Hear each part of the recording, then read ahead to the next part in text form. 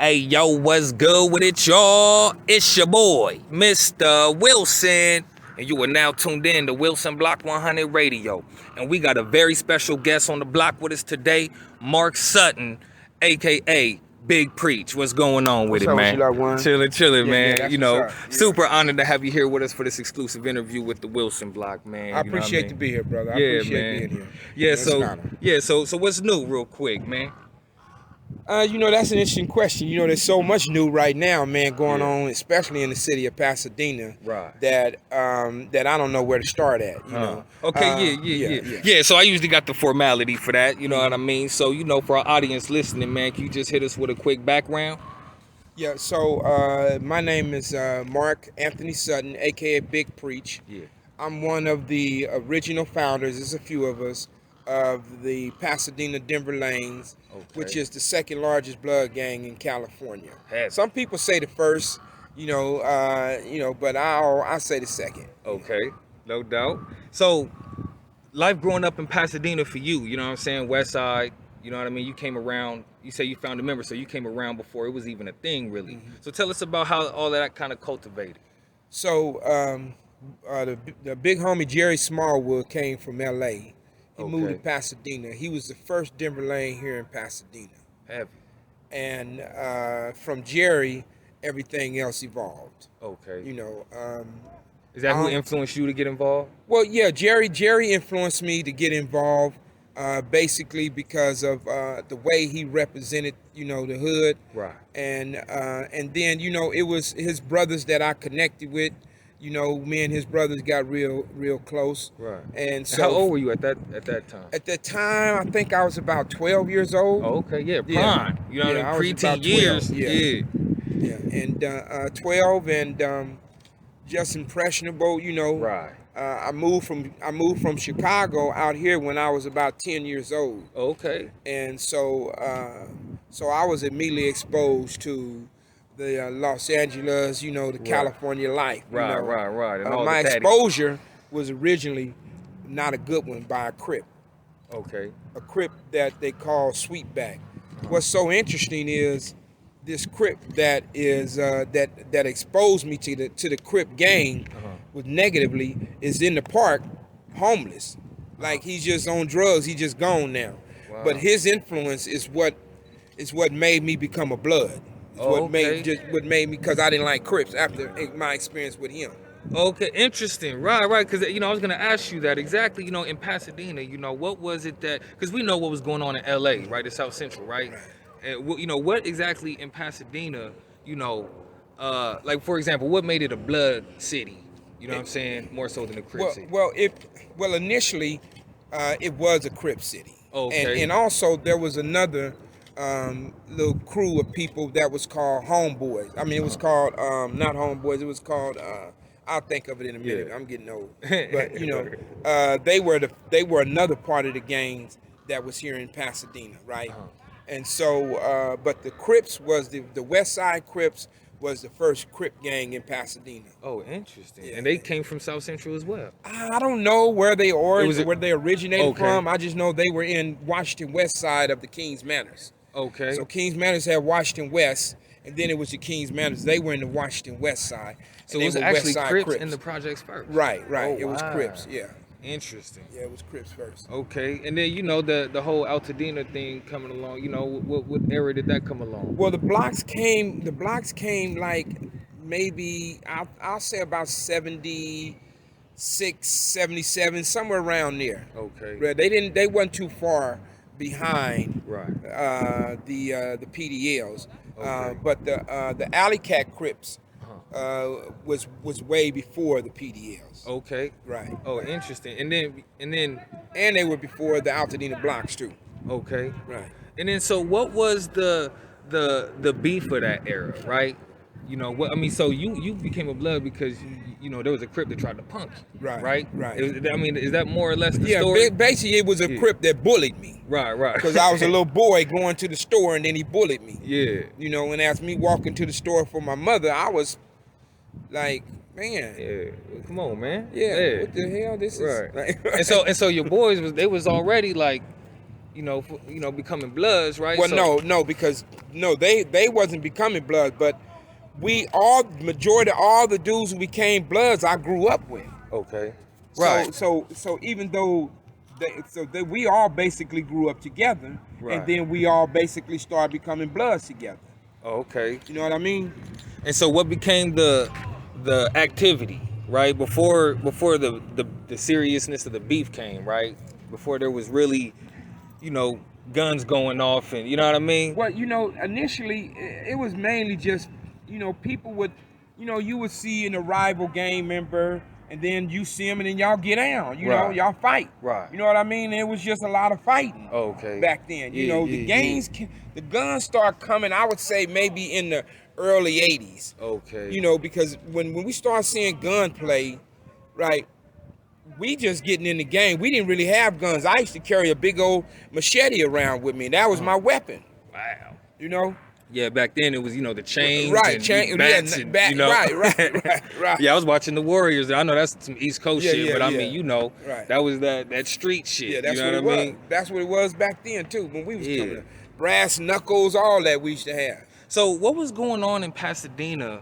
Let's call it the early '80s, right? You say when you were 12. What year was that? So that was about. I have to think back. Okay, yeah. Well, we could just call it early '80s. What was going on in Pasadena that kind of created that environment, right, for gangs? Well, the thing about Pasadena, it was always a city of hustlers. Interesting. And so, because it was a city of hustlers, it was a city of hustlers and gangsters. Right. And they were selling. They were selling sherm. They were selling powder, it wasn't crack back then. They were selling weed, they were hustlers. Yeah. And a lot of that was going on in Pasadena. So, it kind of fueled this element of this culture of gangs, but keeping in mind that there was already gangs here. Yeah. Right. It was the West Side Crips was already here, and the Alley Cats was here. Right. Right. So they were already here doing their thing, and I'm pretty sure they probably migrated from LA. Right. To Pasadena. And then so that gang of P9 was active back then. No, the P9s wasn't active back then. The P9s came later? way later. Okay. The P9s was birthed from the cocaine gang. Okay. And they were kind of birthed from people getting money in the cocaine game, and they was jackers. Right. They initially started out as jackers. Right. Right. So essentially they had the gangbang bug in them too. They were drug dealers, but they kind of did the gangbang. But they were all the P9s were PDLs. Right. That's the story I know. Yeah, they were all PDLs. Okay, but this just pretty much essentially a clique. Right. That branched off and did their own did their own thing. Right. Okay, and then what do you know about the '93 massacres, man? Because even for me, man, it kind of touches close to home. Well, I was in prison when that happened. Okay. So at the time I was already locked up. Yeah. So I'm not really clear on what happened other than what I've read and what some of the homies told me. Right. But it was a tragedy. Some young people some kids got killed and it really put PDL in a different light when that happened too. Yeah. And I think those were other than Jerry, those homies were probably the second homies from PDL that was from Denver Lane that was put on death row. Oh wow. Yeah, I heard that whole gang got washed, man. Yeah, they got put on death row, and Jerry was the first homie that got put on death row, and then they followed Jerry. Yeah. So from behind the wall, I mean, what was the precedence from that type of news, right? Did it prompt some type of reactions or, Well, interesting, man, people people get very angry when they hear about somebody doing something, gang members and all. Right. You killed a baby, you shot a baby, you shot, It's disturbing. Right, yeah. Right. So a lot of people in the prison system were really angry about that. Why are you guys? And at the time, I think that's when the drive-by shooting started. Because it wasn't we didn't do a lot of drive-by shooting. I mean, yeah, we're talking early mid-90s. Right. That's about right. Yeah. Right. Yeah. Yeah. I was only 3 years old. Yeah, I was only 3 years old, but you know, just when I look back on that era, I'm like, hold on, I was born in '90. Yeah. Shit, you know what I mean? Right, Like, you know, it makes me actually pay attention to the 2000s and Right. and you know, even what I'm doing today. You know what I mean? You know, it's interesting. We standing here, and I'm just thinking, you know, just my mind flashes on a lot of events that happened right here. And it's very me walking across the street. Yeah. The King's Manors, walking across the street to King's Manors with two 9mm guns in my hand, Oh, wow. shooting at Crips right here in this park. Really? Yeah. So they would. So and I'm walking across the street shooting. All right, so give me some blocks, right? You know the layout of the city, right? Mhm. Yeah, so give me some blocks where y'all would be on and where the enemies would come from. Because I know when I was coming up, there was Raymond's on Wilson. You know what I mean? There was dudes kind of scattered. When I was coming up, we were always the aggressors. Now, the reason why this incident happened here in the park is because we invited some homies that was Bloods, and at that time, they used to have those Nissan trucks. Everybody was rolling those Datsuns little, or- those little Nissan trucks, and they make them low, and Right. it was a whole crew of them. Right, them B5000s. Right, and they shit. was doing all that, so we invited some homies here, and the Crips found out that it was a bunch of Bloods down here. The Raymond Crips found out. So they came, they parked their car down the street, got out their car, and started walking up shooting, Oh, wow. right? And at the time, I'm sitting here. I live right across the street. I ran across the street to get my guns, Yeah. and I came back, and then I'm shooting. Oh, you wow. know, and everybody ducking, and I ran them out the park. Oh, you know what I shit. mean? So how did they end up in Pasadena, right? The Raymonds. Well, they Raymonds initially started out as Alley Cat Crips. Okay. And the thing about it is, when they went to prison, they wasn't respected. Like, what the hell is an Alley Cat Crip? Right? So it was just so happened that they lived, their alley where they was at was right next to Raymond Street. So their alley where they once were Alley Cat Crips, they just migrated into Raymond and became Raymond Crips. Okay, so these Raymond Crips weren't particularly the ones that came from LA. No. It was the complete different Complete, factions. yeah. Oh, Yeah, okay, yeah, interesting. yeah. Yeah, because I was like, what a coincidence, Yeah, right? yeah. For both counterparts to kind have of a Raymond Street. right? Yeah, and then, you know what I mean. yeah. Like, look, got a whole town with your enemies out here too. Y'all gonna have Right, fun. You know, right, that's kind of how it looked. But you know, if you notice now in Pasadena, they're basically non-existent. Raymond Crips in Pasadena is basically non-existent. Okay. Because Pasadena is considered city of the Bloods. Yeah. As a matter of fact, all the Bloods in LA, they wanted to make Pasadena the spot where they come and have events at. Right. I mean, I thought they were. Well, you know, we got some wild. Oh, you talking homies. about events? Like they, and then my position on that was it wasn't a good idea. Right. Because it was just a matter of time before we and homies and them end up getting into it with homies. Right. Because the homies them out here is a little wild, you know. Yeah. So I just knew, you know. So I was like, man, I don't think that was a good idea. Right, and that's really what happens when you got, you know, a gang with big numbers. You Right, know what I right, mean? yeah. It's just, you know, every hood got those type of things to where you could pretty much bank it to happen. Right, You know that's what I mean? right, And then right, it also just attract that crowd. You know Right, what I mean? exactly. Like, you know, just like it attract your homies, it's gonna attract your enemies Real too. talk, real talk. You know what I mean? So, you know, you just want to be sensible these days. You know what I'm saying? Yeah, man, that's what it is, man. So, you know, speaking on prison though, real quick, man. You know, you mind telling us what you went down for? Yeah, I was locked up for murder and attempted murder. Okay, hell Yeah. It was gang related? It was and it wasn't. It was a little drug related and gang related. You know, a little both. Right. You know, my little brother was coming home from. So I was in the middle of a drug war, and in this drug war, some people, one of my homeboys stole some drugs from a known drug dealer here in Pasadena, and they came after him. But they thought my brother was his brother, right? So when they executed my brother, they thought they were killing his brother, but they killed my brother instead. Oh wow! And then I retaliated, right, and went after the people who I felt was involved with the death of my little brother, and that's when I went to prison for murder and attempted murder. One lived and one died. Okay, go ahead, Persh. Yeah, I just wanted to ask roughly, what was your affiliation with Ray Browning? I didn't have no affiliation with him at all. So no no contact with him in the No. streets here? Yeah. The only contact I had with Ray Brownie was with Bunky. He was a friend of mine, and that was it, through Bunky. But other than that, I didn't have no other. And Bunky is rest in peace. Yeah, so, speaking of that, man, I did want to cover about, kind of how the gang situation and the drug situation in Pasadena kind of correlate, you know what I'm saying, over the years. Well, see, the thing about it is that the drug, we were kind of, as gang members, we were kind of pushed out of the drug situation. Like, we wasn't really given the opportunity to be a part of the drug situation.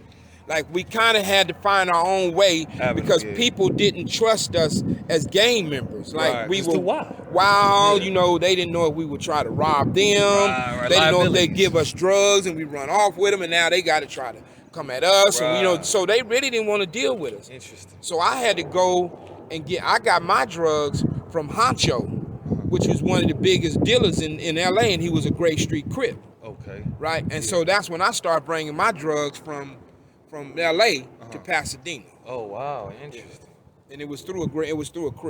It wasn't through the people who were here. Right. That was running things. We didn't see that's the information we really need to know, right? Is that though you might be Crip, you might be Blood, you might be Pyru, right? You might even be an SA, you know what I mean? Right. But somewhere along the line, we got connection. That's right. You know what I mean? Right, and we need to have how can I say that regard, right? You know what I mean, for that, man, because right now, like my big brother, he from Bounty Hunters, and I got a friend I went to jail with from Great, right? And I'm a big advocate of being able to cross those tracks. You know what I'm saying? Right. So, yeah, well, that's important because one of the interesting things about the gang culture is it really has evolved.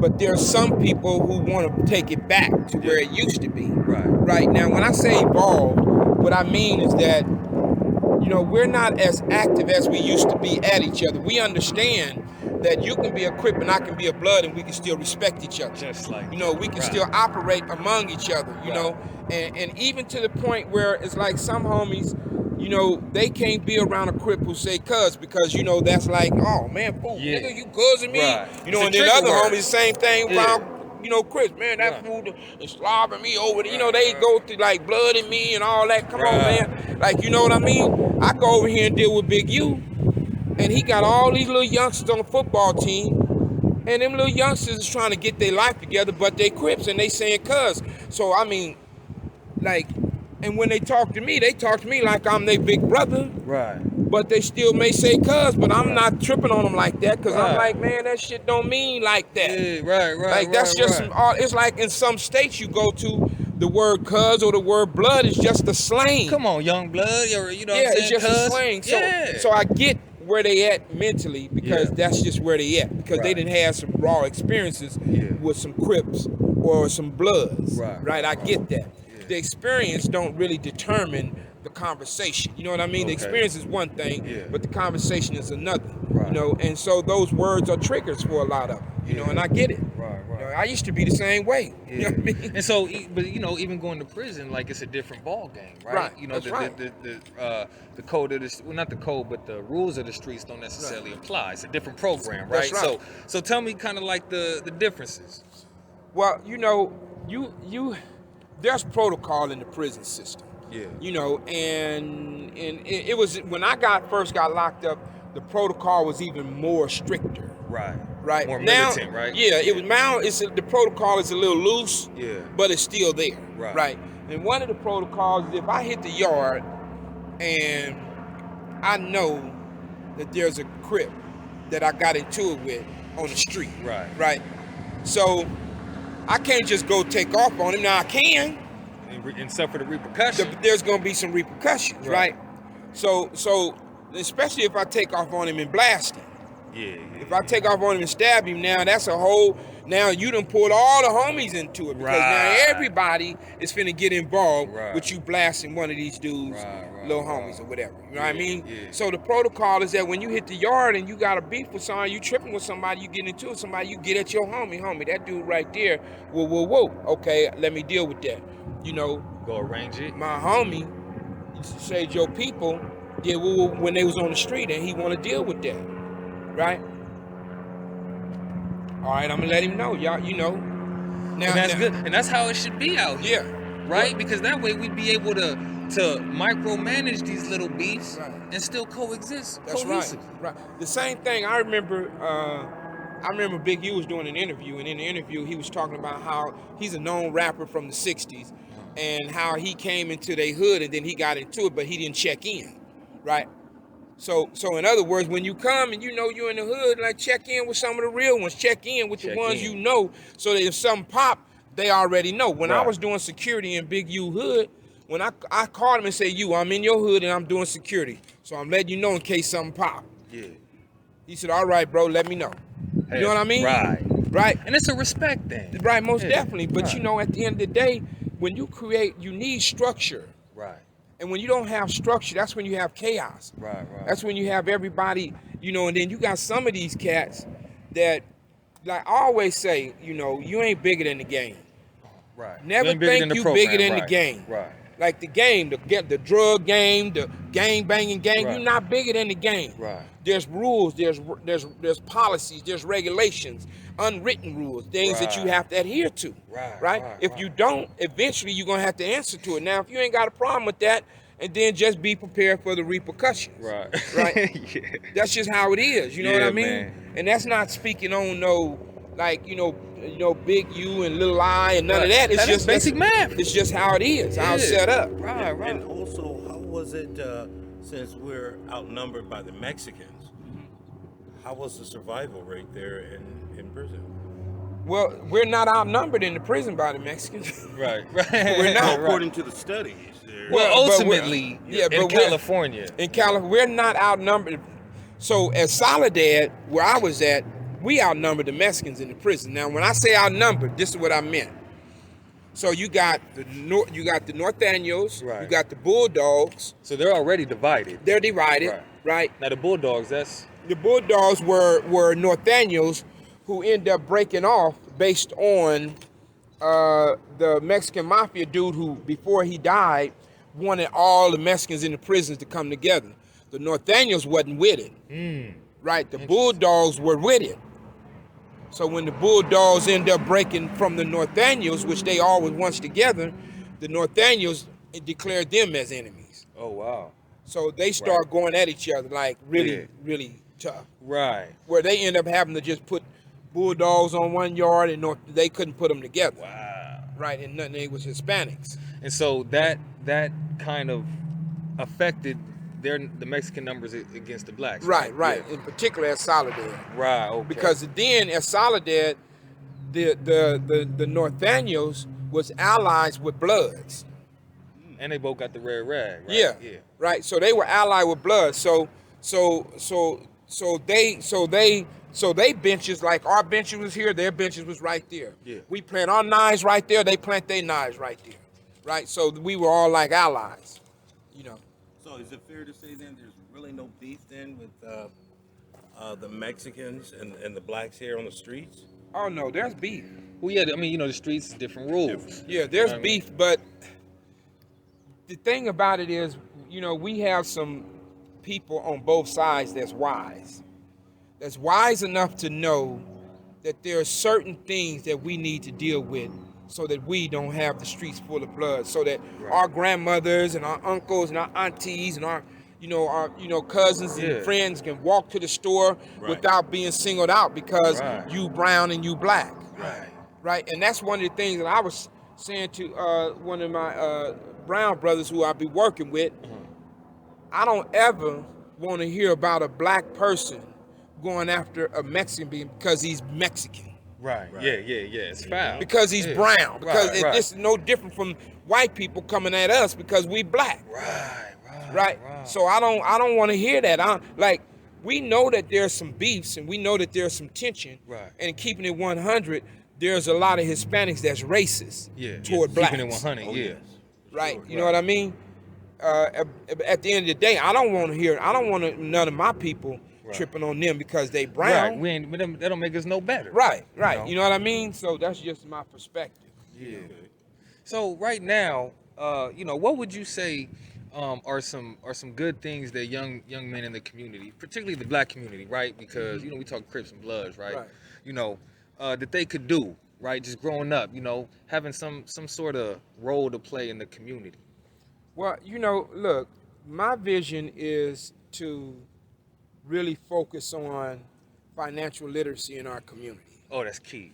That's key. one of my biggest issues, Right. because once we start educating our young adults on the importance of investment and what you do with your money, Right. and running your own business and stocks and bonds, Right, and right. stuff like that, really getting them grounded in it and starting them young, Yeah. right?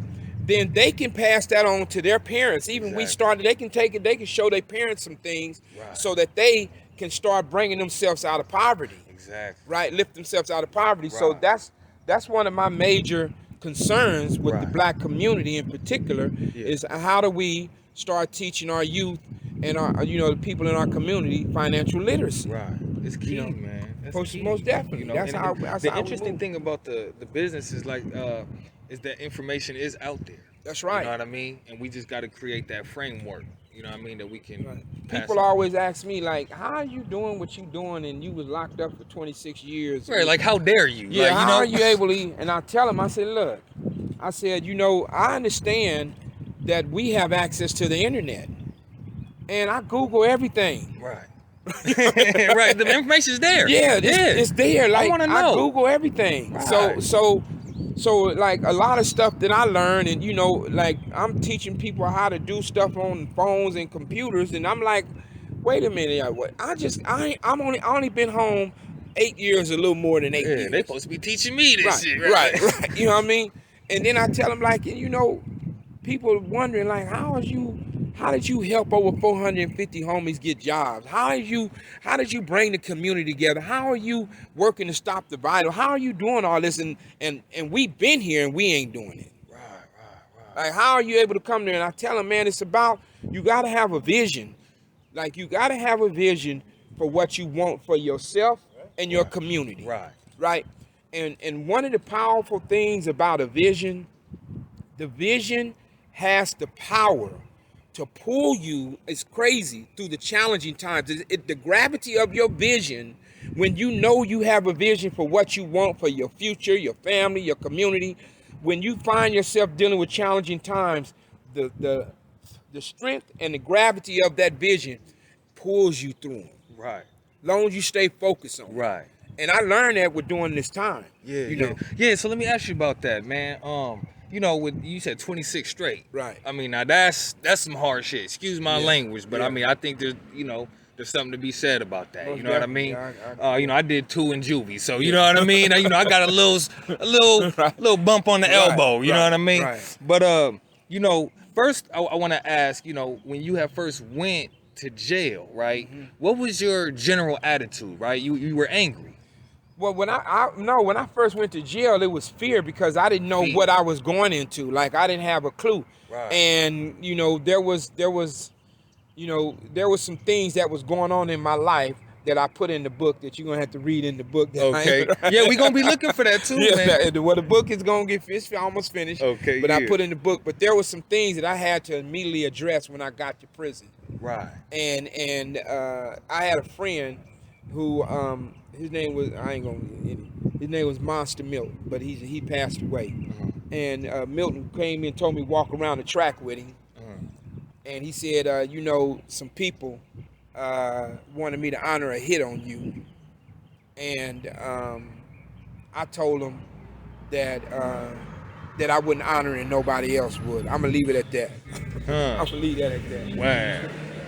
I'm gonna leave that at that. Yeah. We don't gotta go into all that. You know what I mean? So that was my first experience, and at the time it was a war between Hispanics and blacks at the time. Okay, yeah. And they were like, you kill one black, we kill 2 Hispanics. You kill 2 Hispanics, we kill 3 blacks. And it was back in, out of control. And a lot of people who was vulnerable to it is like a lot of the people that wasn't in gangs, Exactly. because they would know.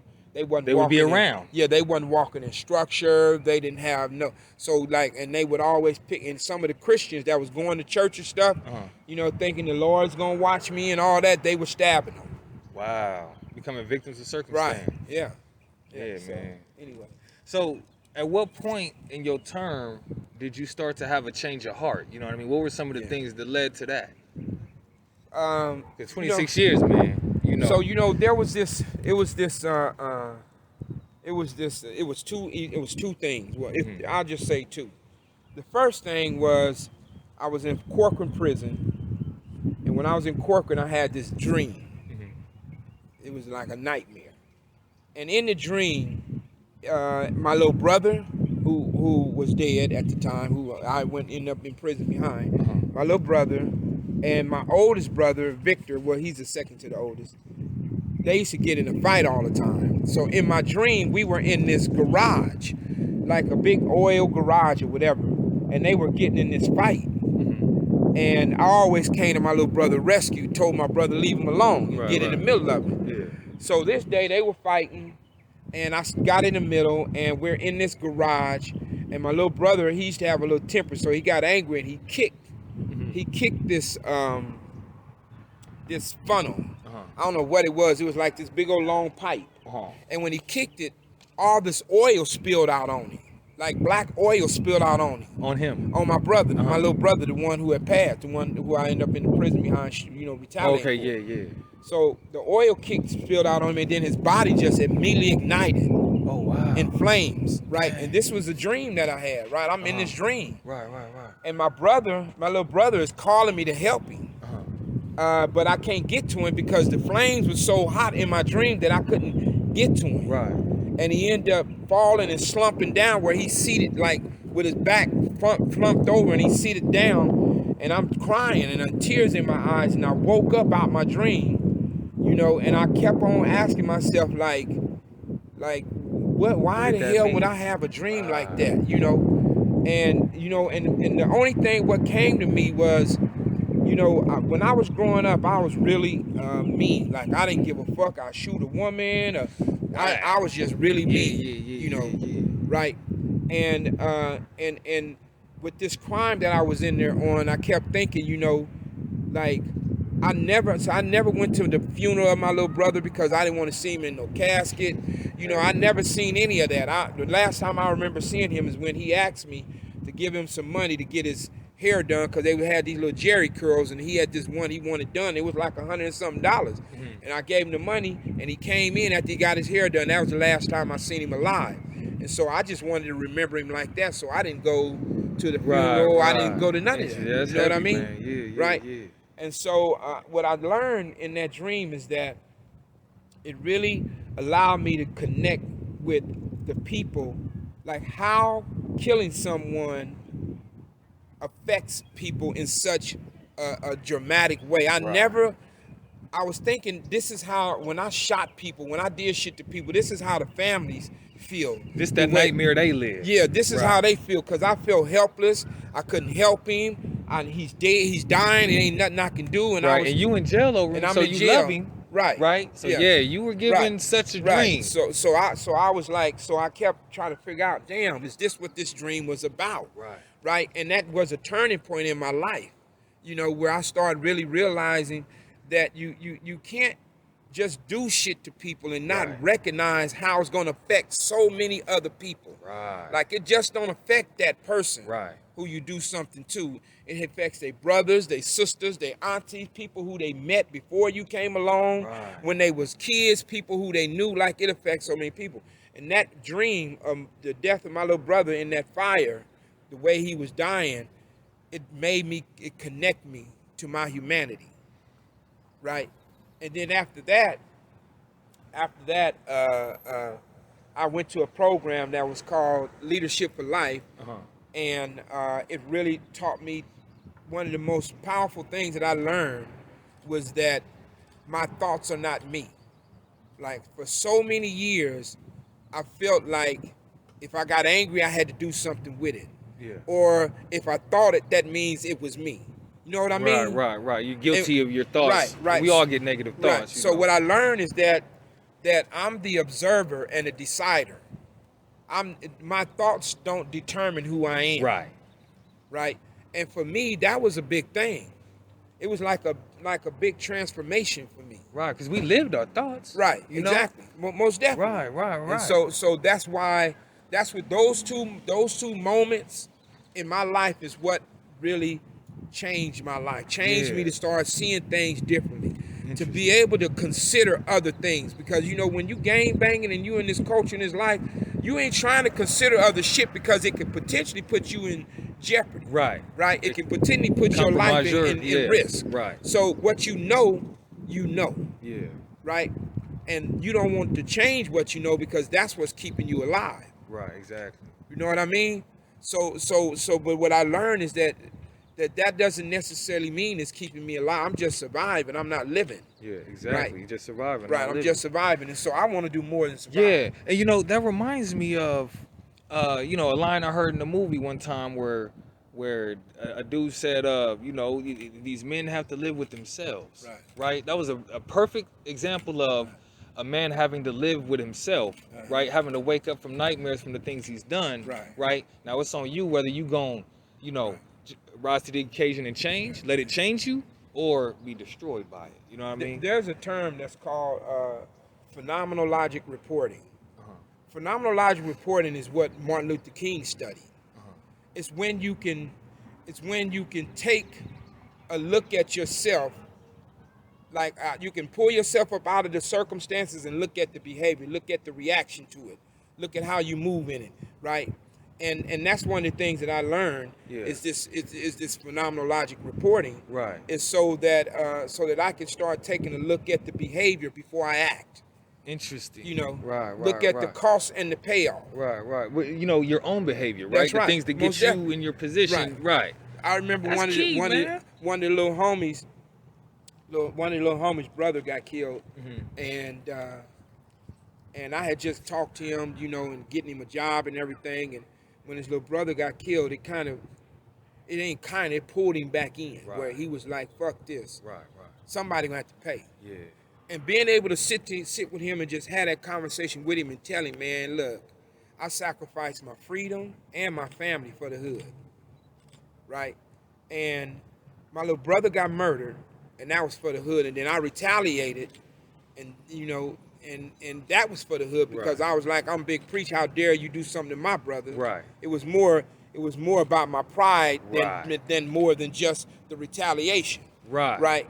And so what I learned is that I gave up all that, and then I left my kids. You know, I left my kids, and they had to be raised by their mama and no father. And then that's where the real loss really starts to settle in. You know what I mean? Right. And one of the things that I talk to, like I tell them, like, how do you want to leave the women in your life? How do you want to leave your children?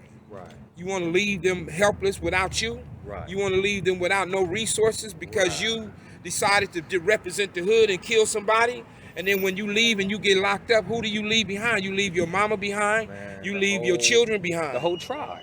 Right. So if you can't pay attention to that, if you don't give a fuck about them, then why should somebody even trust you? Right, exactly. Like, these are the people who you supposed to be there for. Right. So what are you gonna do then? Yeah, man, it's important that they get this young, man. That's right. Because there's a lot of things that you know, young boys, you know, I mean young girls too for that matter, just aren't being told. That's you right. know what I'm saying? And you know, particularly coming from, you know, rough upbringings like the projects, you know what I'm saying? You know, they keep everything from us. You know what I mean? You know, it's a conversation that some people are unwilling to have because it's uncomfortable. Right, exactly. And that's where you find discovery at. You discover things when you uncomfortability. Right. Like, you know, even like if you say, if I know you my friend, and I know there's some shit you doing that's detrimental to you, but I don't say nothing to you, I can't have love for you. then how in the fuck am I gonna say I'm your friend if I ain't even willing to say something to you? If I ain't willing to risk our friendship, right? To help you or save you. That's right. Right. Then that means I'm operating from a selfish standpoint. Right. Right. And that's just my perspective. Yeah. You know, that's been my experience. Right. So if there was one thing you could do differently, what would it be? You know, that's a good question because you really have to think about in what stage of your life would you do something different. At what point we going back to, right? Because there's a lot of different things that's happened in my life where there's times where I would have done something different if I can look back on it. Right. Right. Now, but when I say that, I don't look at what I did was wrong, right? The reason why I say that is because people make the best available decision that they can make at the time they make the decision. So what I mean by that is you can only access the resources that you have from within at the time you make the decision. Yeah. You know that saying, if you know better, you do better? Right. Well, some people just don't know better. Right. Like, cause if I got homeboys that grew up and everybody in their family was Bloods, right? That's all they knew was gang banging. Right. And then people ask, well, why do people be getting gangs? I said, listen, there's a lot of reasons why people get in gangs. Right, there ain't no one particular reason. Right. So when I think about what I've had done different, you know, maybe I would have with my crime at the time, I made the best available decision because I had guns on me. That's what I knew. Somebody shot my little brother. You know, I'm a gang member. You know, you retaliate. Somebody shoot mine, I'm gonna shoot yours. You know what I mean? So that's the way it was. You know, and that's the way it is today, right? People still operate from that same thought pattern. Exactly. Right. Exactly. My thing is this. My thing is to let homies know that you have other decisions. See, You have other options. you got other options. Right. You got other Forget your decisions. project. Right? You got other options. You got other decisions. Right? Yeah. So what I mean by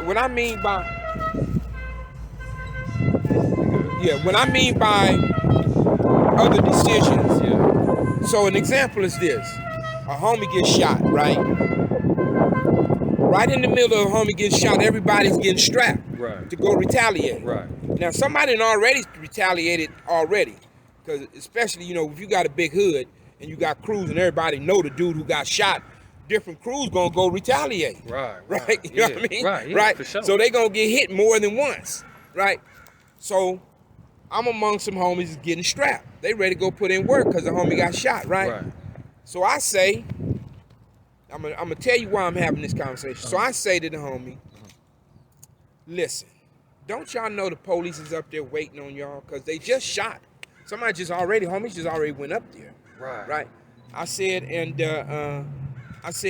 you, homie, you just asked me to help you get a job. Right. I said, and you, homie, you work for the city. Right. And you just had a baby. Right. Now I ain't finna tell y'all what not to do. Right. But what I am gonna tell you is take a moment and think about it. Take a moment. Right? Take a moment. Just take a moment and think about it. Now the reason why I said that is because in between there's a window, right? From the time you think to the time you react. Right? People, when they're committed to the thought, they don't even see the window. All they see is the thought and the act. They don't give that moment. Right. So when you insert something in the middle of that moment, you open up an opportunity for them to see something different, a different decision to make. Yeah. Right. That's the thing. That's what I want to create in our community. Yeah. I want to create an environment where we open up opportunities for homies to see something different.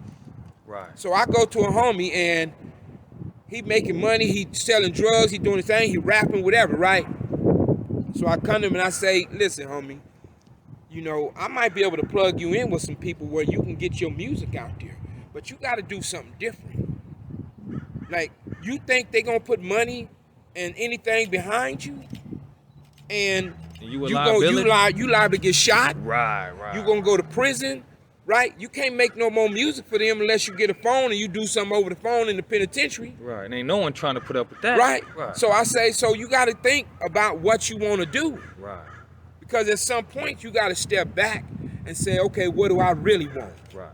For my family. Right. For my future. You got to think about that. And if you don't give a fuck, you don't give a fuck. It is what it is. Right. You know, I mean, at the end of the day, I remember the homie in the pen, he get into it with a dude, and he said, homie, I need a knife. I said, okay. Now, I knew that, I told him, I said, listen, homie, I'm going to give you this knife, and I ain't going to try to talk you out of not stabbing the dude. But you know that once you stab him on this yard, what's going to happen? You might as well walk over to the hole, put your hand on the wall, right, and wait. And then just tell the police at the door, just give it a minute. Just give it a minute. I said, I'm going to set it up where you can get him. But you ain't going to get him the way you want to, because first off, it's not called for you to stab him. Right. I said, but I'm not giving you this knife to tell you not to stab him. I'm giving you a knife and tell you to do what you think you need to do. Right. Because I'm not going to try to talk you out of something you think you need to do. Right. Right. Yeah.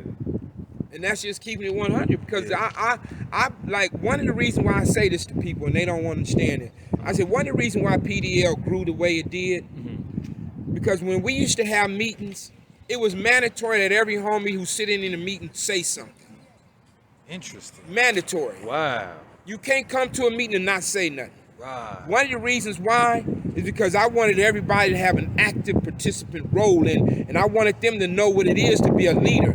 Every last one of our homies that was a part of our team back then, every last one of them are leaders. All of them are leaders today. Some of them is in other states, Ohio, and they just started PDL in other states. Right. You know what I mean? Yeah. So you know, and that's something that I learned about leadership. Yeah. Leadership is if you have a vision, you give people say in that vision. Yeah. So they have an invested interest. Yeah. You know what I mean? Yeah. Do you have any names you could give us that were actually, good role models back then? You know, the people that was actually, getting up, going to work. You know, the people that was actually, because not everybody growing up. I don't know nobody. Really? Nobody. I'm sitting here thinking when you said that, I'm like, who? Positive role model now. Who can I? The only role models I had was my uncles, and they were Black Panthers. Okay. Well, I remember the Black Panthers to be good. Yeah, well, yeah. Hey, what's going on? How you doing? Good. Thanks again. Oh, I'm gonna bring that letter. I forgot to get I gotta print them out. Okay. When the next time you gonna be here? You don't take, even though you're on. All right, yeah. So we're gonna wrap it up here in a second. Just a couple more questions, man. What would you say were some of the most challenging things about prison? Corrupt cops, racist cops. Yeah.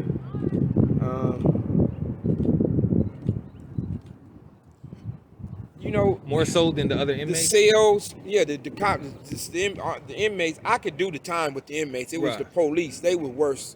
They were corrupt. Right.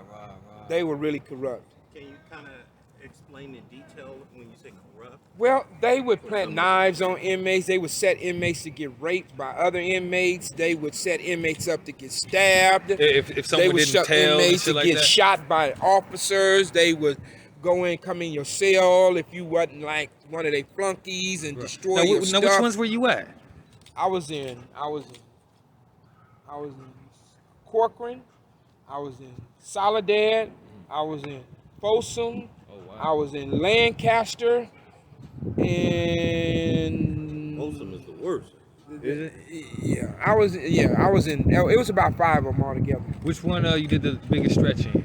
I think it was Soledad. Yeah. Okay. Yeah, I think it was Soledad. You was on a 3-yard? Oh, I was in New Folsom too. That was where I was at. New Folsom was really, they was dying in New Folsom. I seen a dude in New Folsom get stabbed with a knife so long. The dude stabbed him and pushed all the way down in him and then pushed off. Oof. It was a white dude stabbing another white dude. Wow. In New Folsom? Yeah, New Folsom. Wow.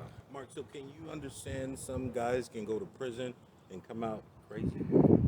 Most definitely. There's a bunch of them, man. I got a lot of friends, man. That's why I tell people that they don't understand that the brain is very fragile, right? And, you just don't know how fragile it is till you find yourself in some situations, Right. And I know a few dudes who done committed suicide, and I know dudes that had assisted suicide. 2 cellies committed suicide together. Wow.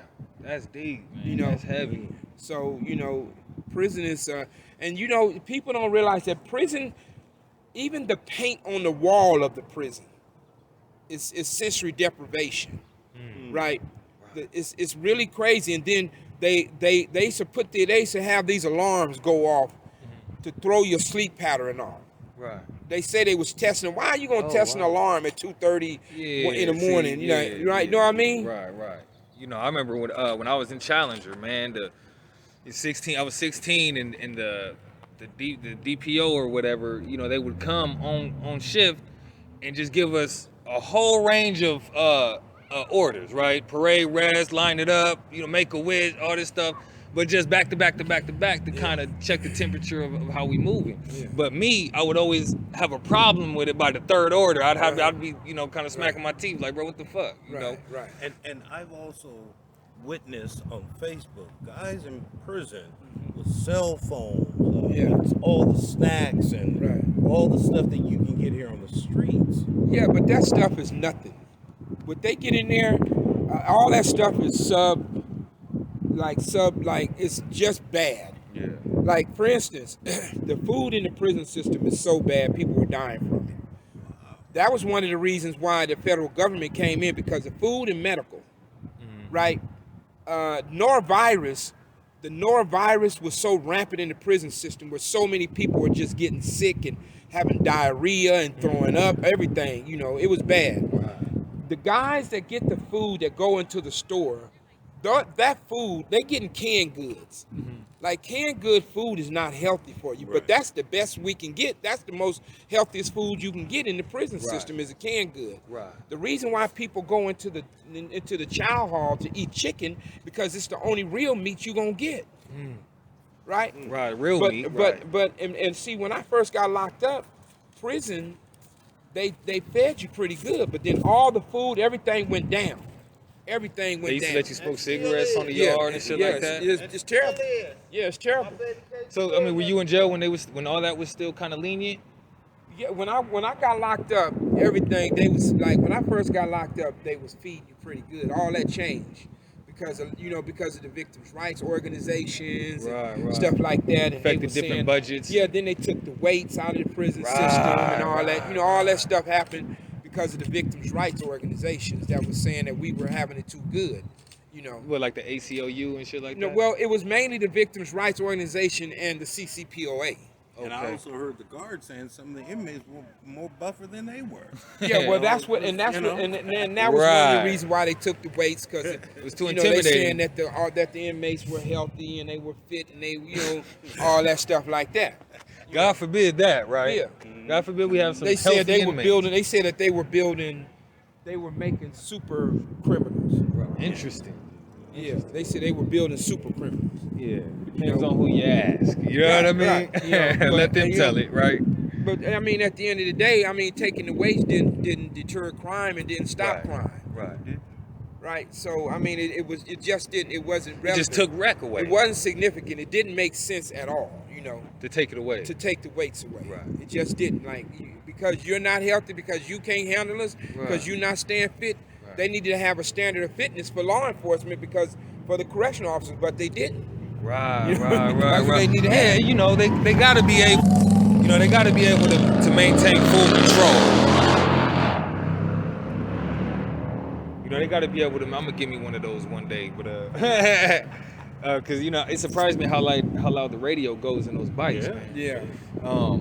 But yeah, man. So real quick, the last part to that my first question about challenges. What are some more of the rewarding things? Because there's a silver lining in everything. Well, the rewarding thing for me is that during my incarceration, I really learned a lot about who I am as a black man. I learned a lot about my responsibility toward my community. And so what I did during my incarceration, I sat down and came up with a plan on exactly what I wanted to do for my community when I got out of prison. And see, when I speak of my community, I think it's important that I define who I'm talking about. Yeah. See, my community is not just mainstream society. Right. My community is the gang members. My community is the thugs, the hustlers, them people who I want to give them and let them see that they can do something different with their life, that they can make a transition, right? And so in the interim, the other community outside of that community, which the one I come from is the sub community, the other people outside of that will benefit from what I'm bringing to the community. They can be influenced by that. That's right. Right. So No that's doubt. my goal, that's my objective, and that's what I've been doing since I've been home. Now I'm the vice chairman of the NAACP Criminal Justice Committee. Oh, hell. Right.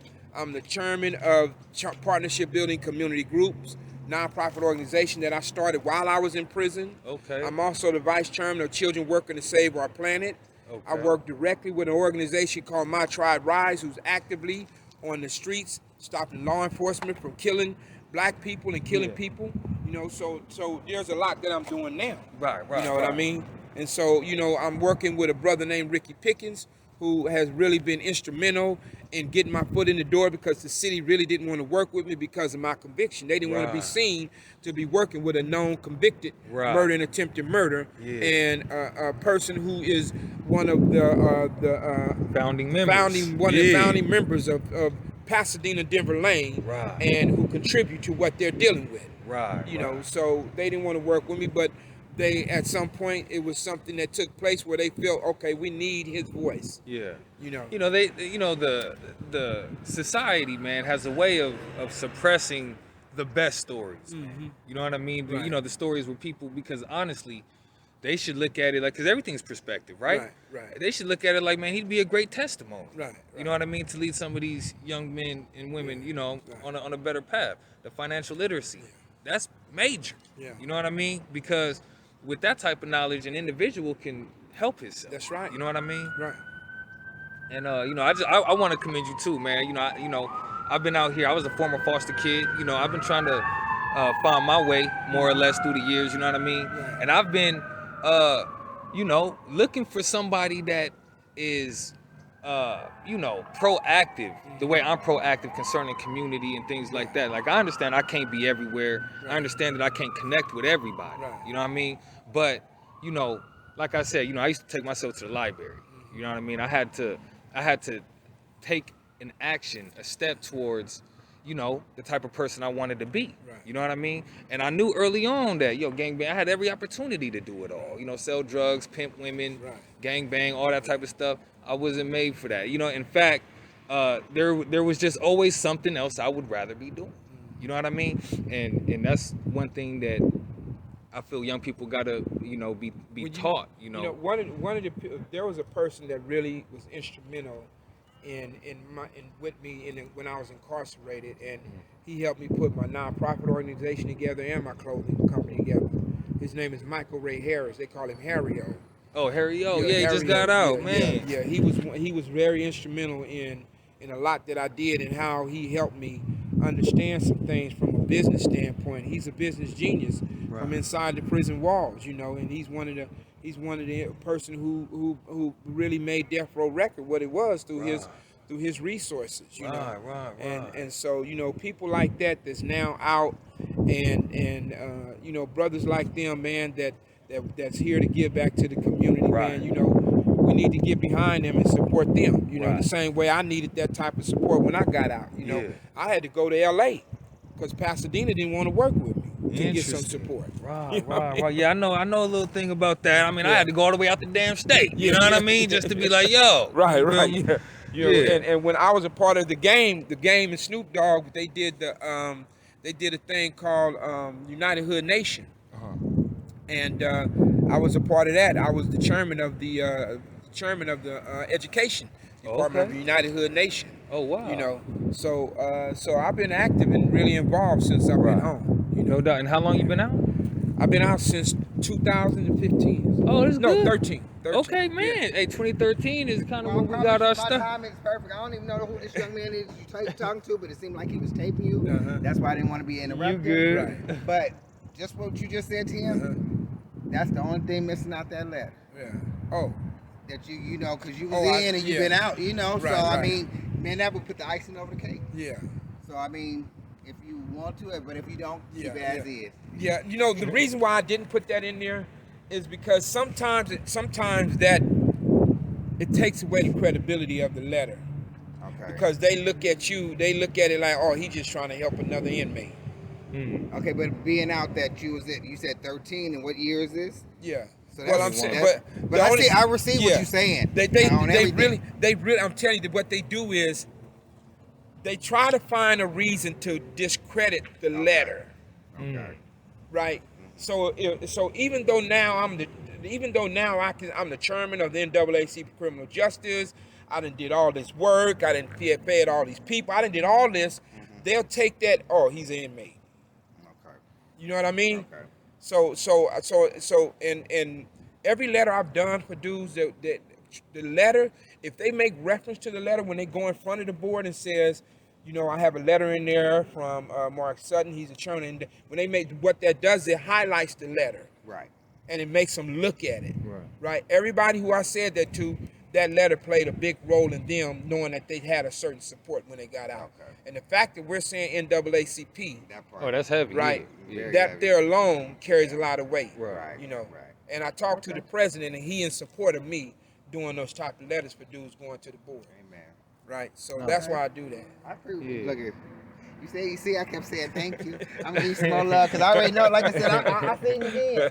I seen you in, and for all the young men that get out and move forward, it's always a blessing to see. Yeah. I mean, it's a few that the knuckleheads that don't want to pay, handle their business, but overall, there's so many that I've seen.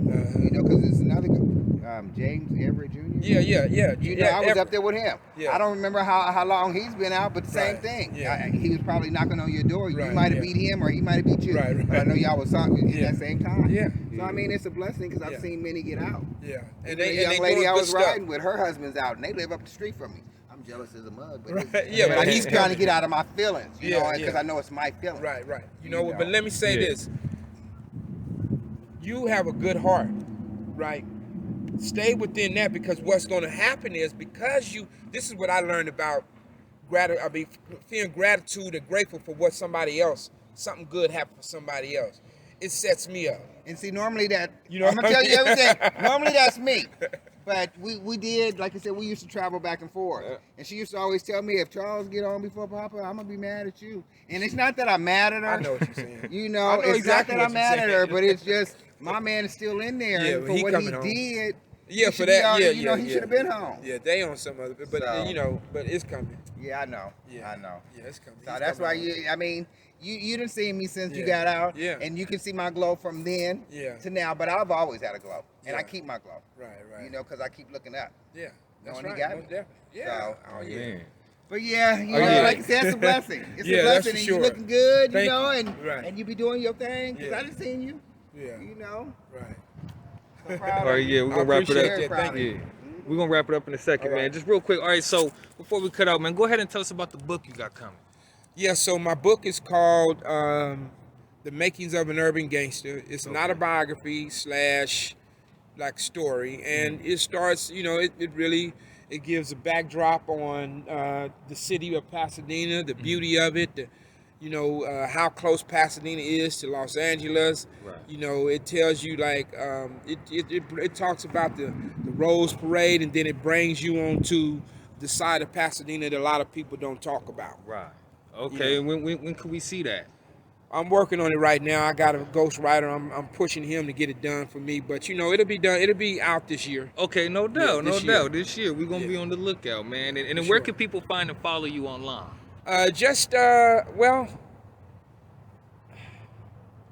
Just type in my name Yeah. and Well, mark look for this interview. Yeah, look for this Right. interview. But when you type in my name, you're gonna see a lot of material on me out there. Okay. You know, Yeah. so it's a lot of stuff I've been doing. So. Yeah, man, I'm gonna do my due diligence too, man. You know what I Yeah. mean? Because you've been, since 2013, man. Yeah. You know, where have I been? You know what I mean? Like real talk, man. We should have Yeah. been kind of connected. You know what I Yeah, mean? And I definitely, if there's anything I can do to help for, volunteer. I don't care, passing out water, Right. or you just need just an extra presence or whatever it is. Yeah. You know what I mean? I'm Okay, I'm well, here we with got something getting ready to work on. The brother that runs the motorcycle club that Stacey Augman is a part of. Okay. Not the lowrider club. Right. Stacey Augman a part of. Okay, I don't even want to mention the name because I know I'm gonna get it wrong. Yeah. You know, I get the lowrider club with the bike club, and then, you know, one of them. I just can't remember, man. Right. But they really helpful, man. Yeah. I think what is it? I know they come to me in a minute. I know they was doing the Hanson Dam picnic. Yeah. Year. They really supported, man. Every time I do something, backpacks. I did backpack giveaway. Yeah. We fed over 3,500 people down at the Rose Bowl, the first time ever in the history of Pasadena that a Crip and a Blood came together and did a Rose Bowl, a feeding, and it was over 3,500 people. No, never in the history of Pasadena had that ever happened. You and who? His name is Goldie. They call him One Eye. Okay. Steve. Oh yeah. No, he's working with my tribe ride. Yeah. He's one of the founders of My Hey, you Tribe gotta Ride. link me with him, man, because we gotta get his interview too. Yeah, you know, he a I good dude, man. I saw his interview on I think Kev Mack it was. Yeah, and it was good. I was Mack like, too. damn, man, this nigga giving me some information right here. Goldie. He's something else. Yeah, he a Yeah, good man. dude, man. All right, yeah, man. So before we cut out, man, you want to give any more shout outs? Well, man, I just want to say that that it's a blessing for me to be back out and doing this work in our community. Yeah. And if you want to be aboard on something on transformation in our community, don't talk about it, be about it. Right. You get in contact with me, and I'll show you what we can do. Amen. That's what it is. All right, Mark Sutton, thank For you sure. so much for coming through. sure. You know what I mean? It's been awesome, man. We're gonna check back with you, man. Get back at me. Yes, sir. WilsonBlock100 Radio. We out.